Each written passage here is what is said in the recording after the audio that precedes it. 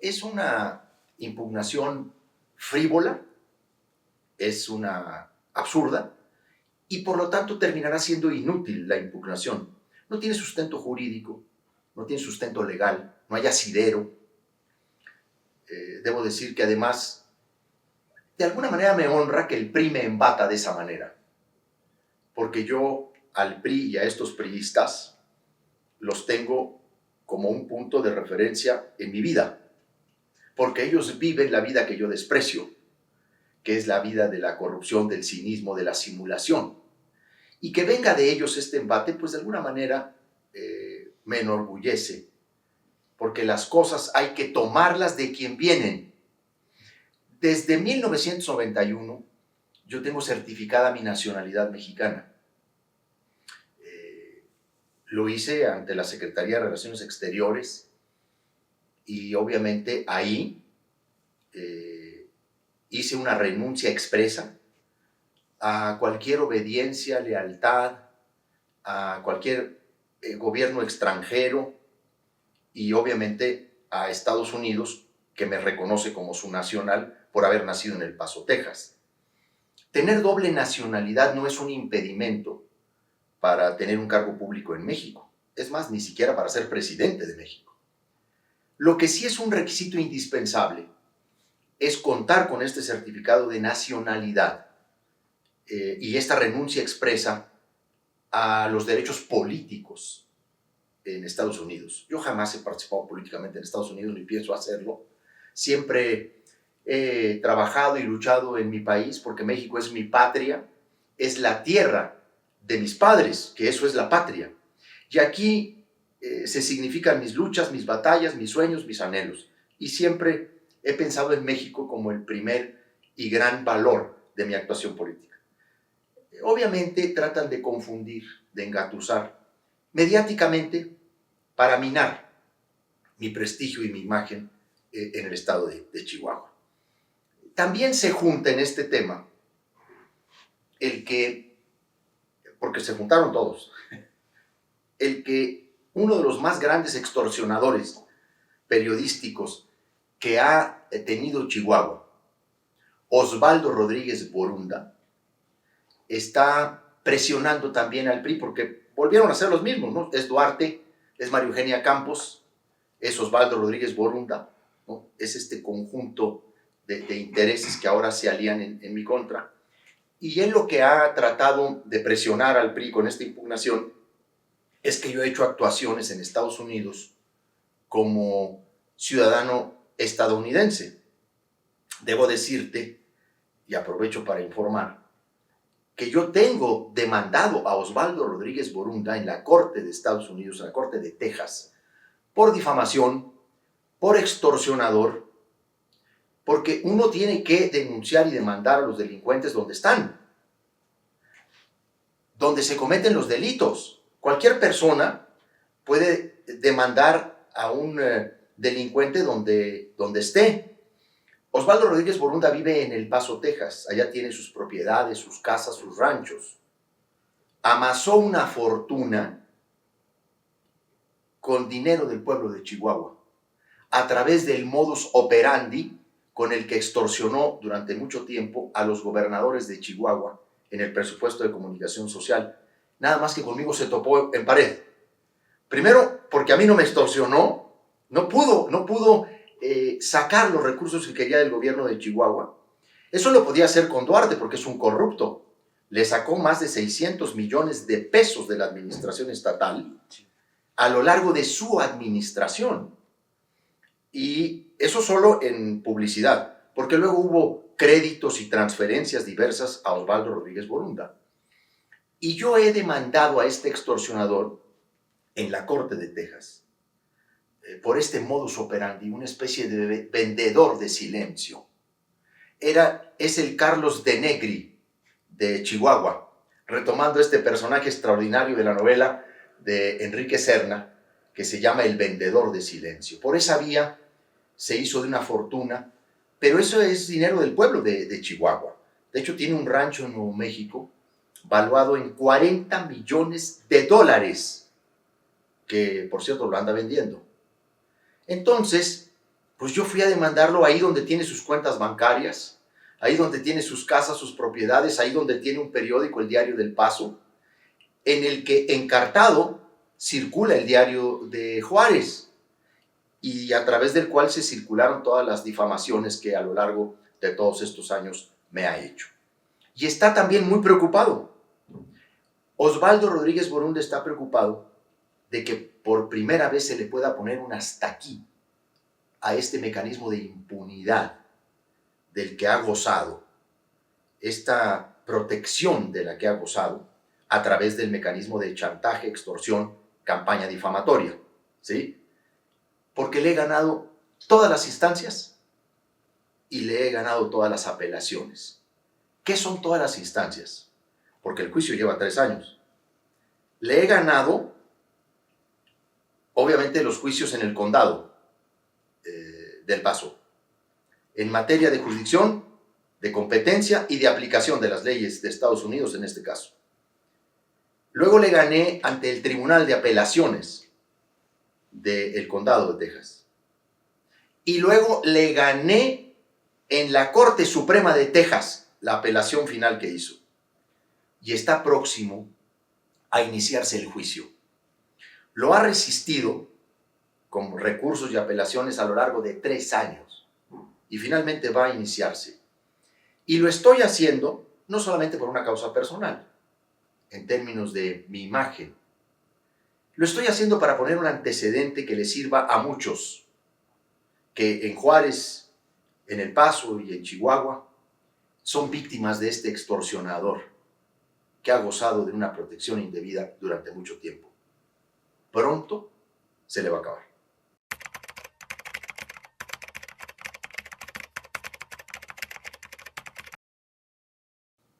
A mí se me unieron en contra, ahora que sí, todos los corruptos, se reorganizaron, se reagruparon para enfrentarme de nueva cuenta, ahora con la protección de María Eugenia Campos, la gobernadora de Chihuahua, y de los medios que le sirven y que ella controla para sus estrategias de desprestigio a mi persona. Efectivamente creo que tienen miedo, tienen cierta preocupación por el regreso mío a la política. Es que me daban muerto, o me daban por muerto, pero el muerto goza de cabal salud. Y he vuelto a la tarea política precisamente con el tema con el que me he identificado y con el que me he comprometido no solo en Chihuahua, sino en todo México, que es el combate a la corrupción y a la impunidad. Por eso ahora los ves todos juntos actuando en mi contra. Ya hasta un documental hicieron, porque ahora han pasado de corruptos a víctimas. Ahora se dicen víctimas de tortura psicológica, quienes saquearon al Estado y cometieron uno de los más grandes latrocinios a nuestro pueblo en Chihuahua, que lo privaron de recursos fundamentales para educación, para salud, para vivienda, para muchas obras y servicios, que se llevaron a sus cuentas personales. Y por cierto, pues tienen un odio, tienen un deseo de venganza, pero también deben estar un poco aterrados de que vuelva a tomar parte de la lucha anticorrupción en México, porque saben precisamente todo lo que tienen pendiente de sus propias actuaciones. Debo decirte que es una manera de curarse en salud, ¿no? De tratar de ahora parecer como víctimas de malos tratos los que saquearon las cuentas del gobierno de Chihuahua. Entonces, es un acto de cinismo lo que están haciendo, porque es indisoluble del corrupto su condición cínica. Ahora, también ya de actores cinematográficos, para decir que fueron víctimas de procesos de tortura psicológica. Pues el chiste se cuenta solo. Afortunadamente a mucha gente no la logran engañar. Chihuahua fue saqueado y está ahí la huella y el rastro de lo que hicieron.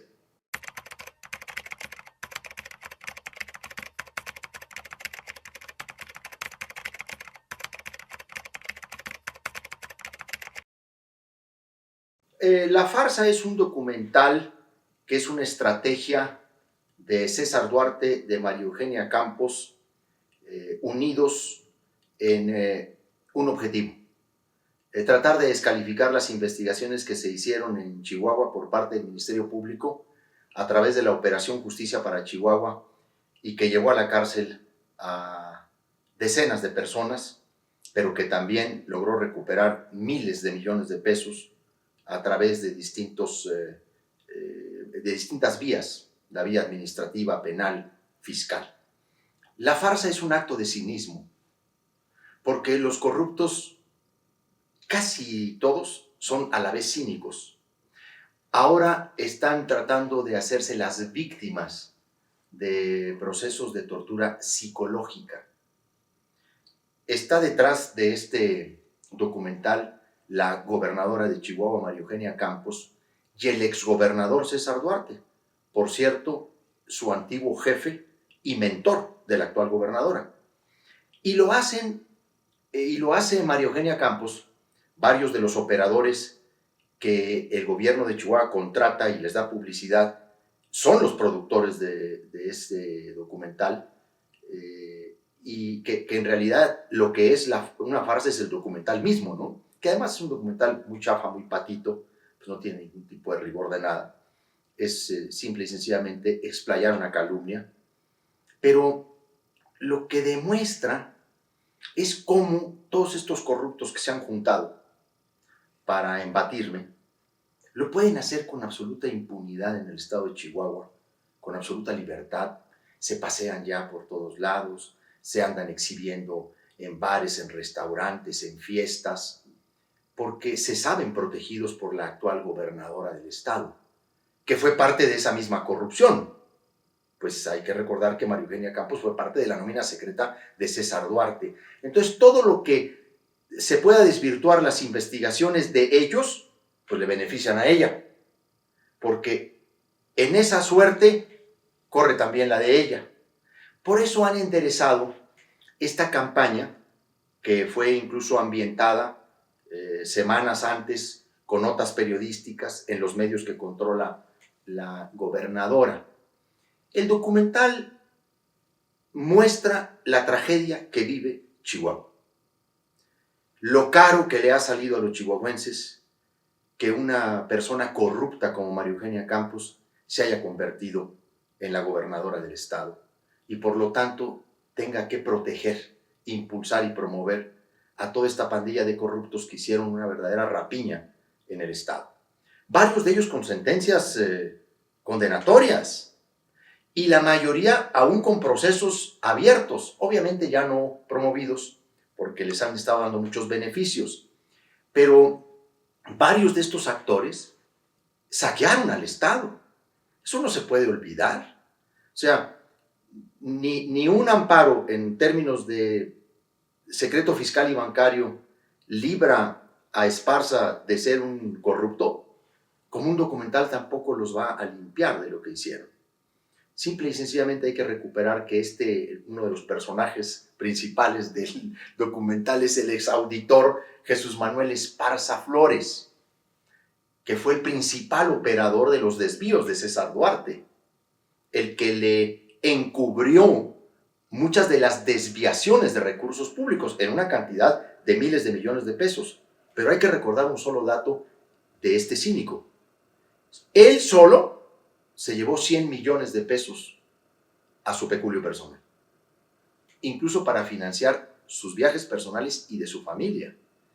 Y este es el protagonista principal de este documental. Pues sucede esto porque en Chihuahua hay una regresión en muchos sentidos y ya no hay escrúpulo alguno, no se conoce el límite. Ella le está saliendo muy, muy caro a la sociedad chihuahuense que este tipo de corruptos puedan ahora presentarse incluso como víctimas.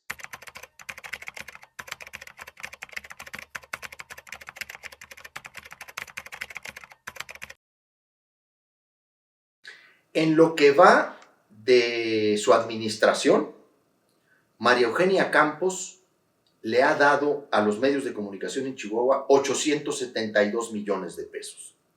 Es la escuela de Duarte. Hay que recordar que César Duarte, una de las estrategias para ocultar su corrupción fue corromper a los medios.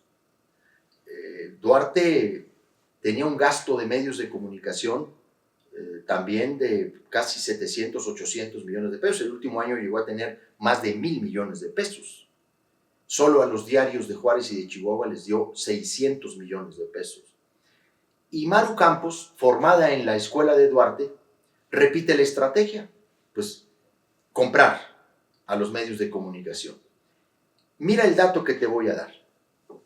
Entre la presidencia municipal de Chihuahua,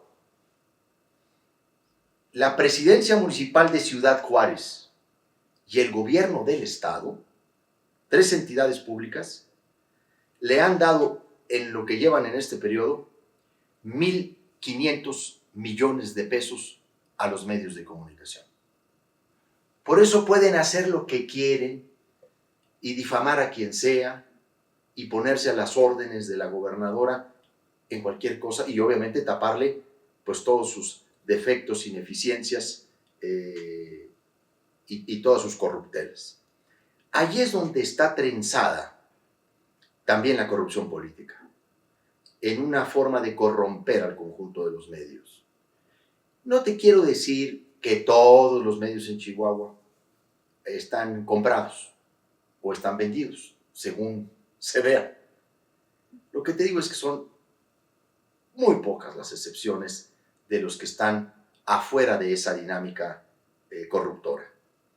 Eso es una tragedia también que sucede en nuestra entidad. A mí me tocó reducir el gasto de comunicación social, de publicidad, en 84%. Pues fue la declaración de guerra de los medios para mí, en cuanto hicimos esa reducción del 84%. Pues es que ya Duarte ya los había muy mal acostumbrado, ya estaban muy envilecidos y nunca dejaron de atacarme a lo largo de mi gobierno, hasta el día de hoy. Pues es que, a ver, reducir 84% el gasto de publicidad, pues es una decisión que por supuesto también le ha costado a la sociedad chihuahuense porque le han ocultado muchas cosas, le han negado el derecho a la información, pero yo tenía el deber moral y ético de hacerlo, de hacer esa reducción, porque frente a la pobreza insultante, las necesidades lacerantes, los rezagos, tú no puedes, bajo ninguna circunstancia, destinar una cantidad así para el ocultamiento, el silencio o la vanagloria.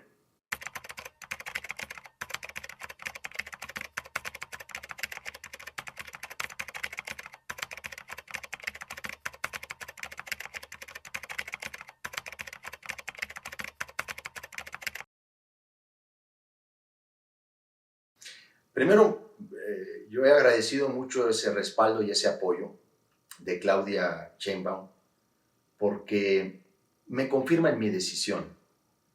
Yo tomé la decisión de apoyarla con todo, porque creo en ella, porque estoy convencido de su perfil, de su capacidad, de su experiencia y de su integridad personal.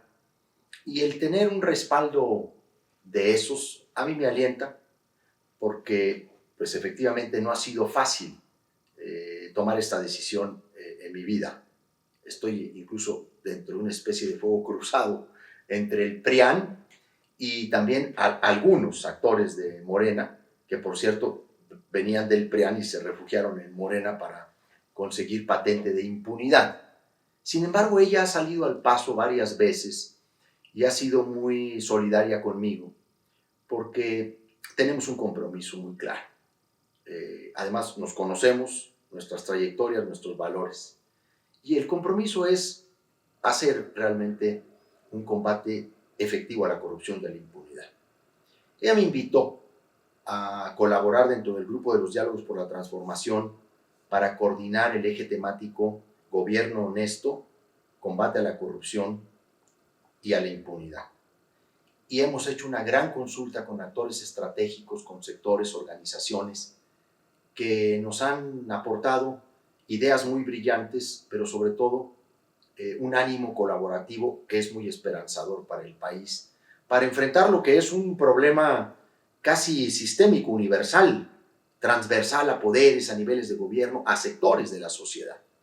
Y entonces, para mí es muy significativo que en medio de una guerra sucia en Chihuahua, que ha tratado de descalificar el trabajo que hicimos en materia de anticorrupción, ella salga con esa claridad y con esa contundencia, ya no solo a respaldarme a mí, sino al equipo que hemos estado trabajando en formular esa propuesta que acompañará a su gobierno.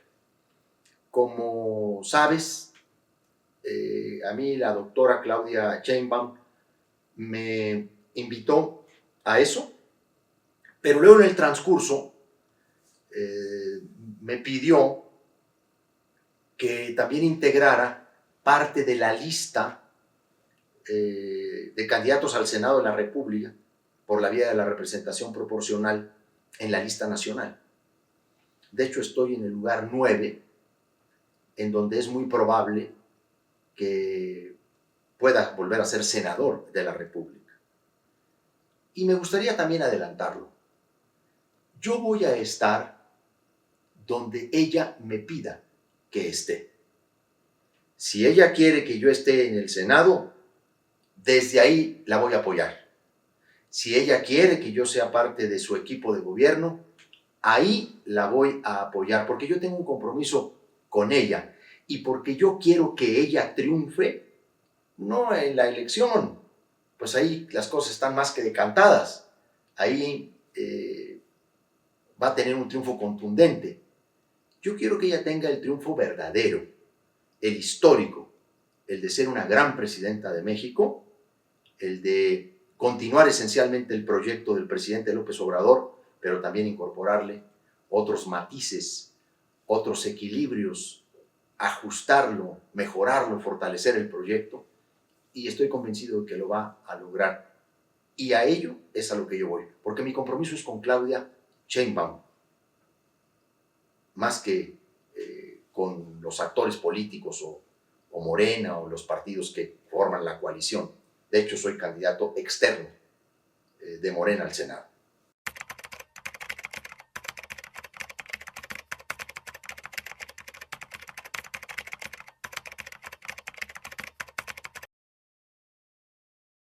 Me honra que Gerardo Fernández Noroña haya tenido una expresión tan solidaria, tan firme y tan contundente como es él. Y me honra por la historia que nos sigue, la historia que en algún momento nos enfrentó. Gerardo y yo tuvimos debates muy intensos en el Congreso. Hay quienes en la calle, cuando recuerdan algunas de mis participaciones en la Cámara de los Diputados, recuerdan el episodio, el intercambio duro entre Gerardo y yo. ¿Y qué es lo que sucedió? ¿O qué es lo que pasa a lo largo de los años para que dos personajes que se enfrentaron de esa manera terminen no solamente reconociéndose mutuamente, porque yo tengo por Gerardo Fernández Noroña un gran reconocimiento, una admiración por él. Reconocí el papel extraordinario que hizo como precandidato presidencial de Morena, sin dinero, sin medios de comunicación, sin carteleras, sino a partir solo de su propia voz. Tuvo un desempeño extraordinario y consiguió un número de votos muy importantes. Entonces, tengo un gran reconocimiento por él. Lo expresé así en Twitter. ¿Qué es lo que sucede para que haya este reconocimiento mutuo y al final terminemos de aliados, como él dice, en el lugar correcto de la historia, ¿no? Bueno, lo que hay es que a lo largo de los años nos hemos reconocido como personas auténticas, que luchamos realmente por convicciones, por ideales, por principios, que hacemos un esfuerzo por trascender lo que son las ambiciones personales. Y a mí Gerardo Fernández Noroña me honra con sus palabras. Y obviamente es parte de un conjunto de actores de la izquierda con los que yo he tenido ya desde hace muchos años coincidencias y convergencias. Pero a nadie debe escapar un dato que para mí fue el mayor gesto de solidaridad. No se nos olvide que en mi campaña a gobernador de Chihuahua, en el 2016, una de las personas que fue a apoyar mi campaña, siendo yo solo candidato del PAN a la gubernatura, fue precisamente Gerardo Fernández Noroña. Y a mí ese hecho no se me olvida. Y fue a decir, vengo a apoyar a un patriota, vengo a apoyar a un luchador, no soy panista, no creo en el PAN, creo en Javier Corral. Desde entonces, esa amistad se ha fortalecido. Y me va a dar muchísimo gusto si yo voy al Senado de la República y si finalmente seré senador, me va a dar mucho gusto que ahora él y yo hagamos dupla en el debate senatorial para enfrentar a toda esta bola de pillos y cínicos que se quieren oponer a la transformación de México.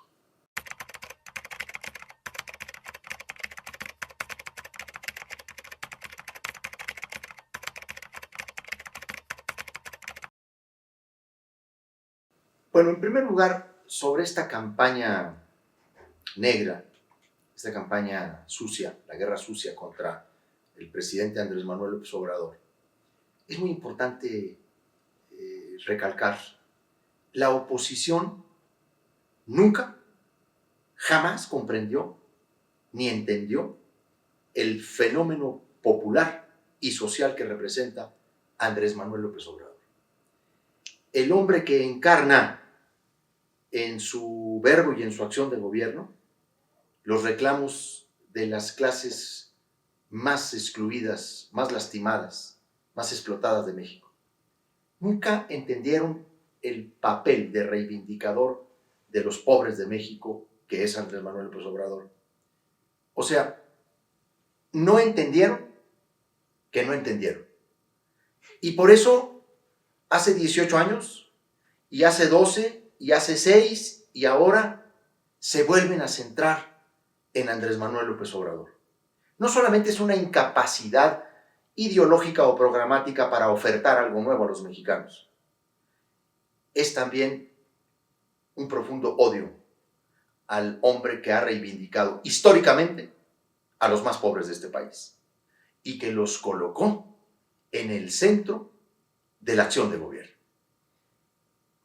En el caso de Chihuahua, que el PRI y el PAN enfoquen sus baterías contra mí es un honor.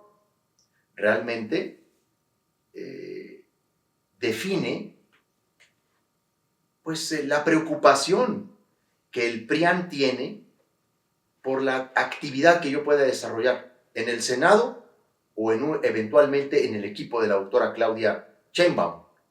Porque si alguien me conoce, pues son la gente que está dentro del PAN. Y si alguien siempre me ha temido y odiado, son los del PRI. Porque efectivamente yo he deplorado este mazacote, esta mezcolanza, este esperpento que significa el PRIAN, que puso fin al PAN y al PRI históricos. Entonces, no es tampoco casual que ahora se enfoquen las baterías. De alguna manera, pues nos estamos reactivando y de alguna manera es un síntoma también de vitalidad. No siempre tener un bloque permanentemente en contra es un signo de preocupación. También puede ser un signo muy interesante de proyección del futuro. Me encanta que ahora se estén centrando en mí, a quien ya daban por muerto, incluso ya me querían solo tener en la librería vendiendo libros.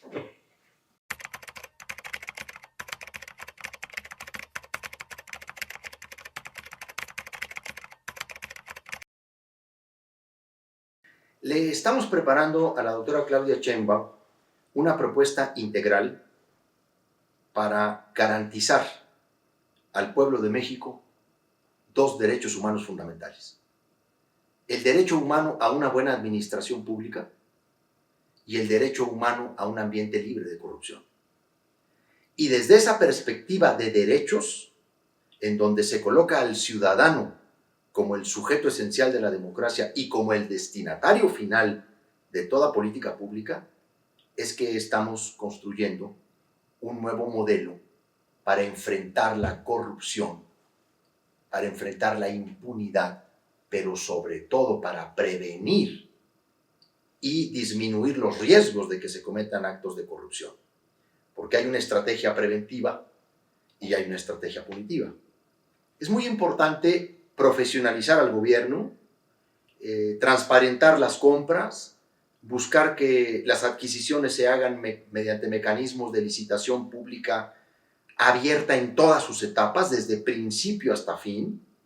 Es fundamental dar información para aminorar riesgos, pero también es muy importante sanciones ejemplares a quienes cometen delitos, a quienes abusan de la confianza del pueblo y distraen o sustraen recursos públicos.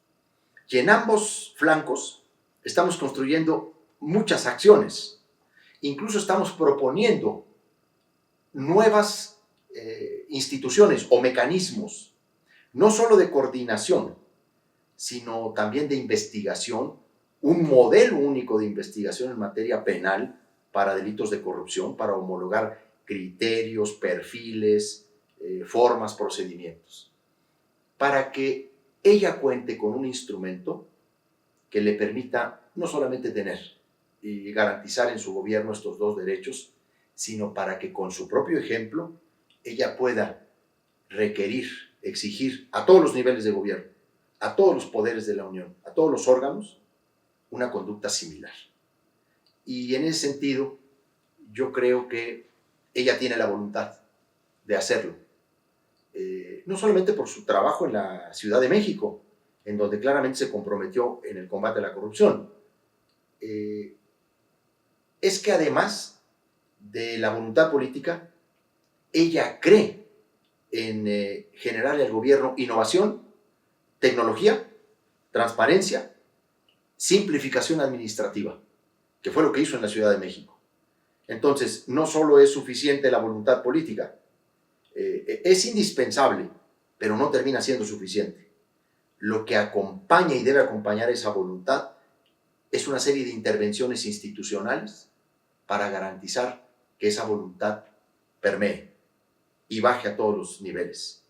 Ese es el tamaño del reto que tenemos.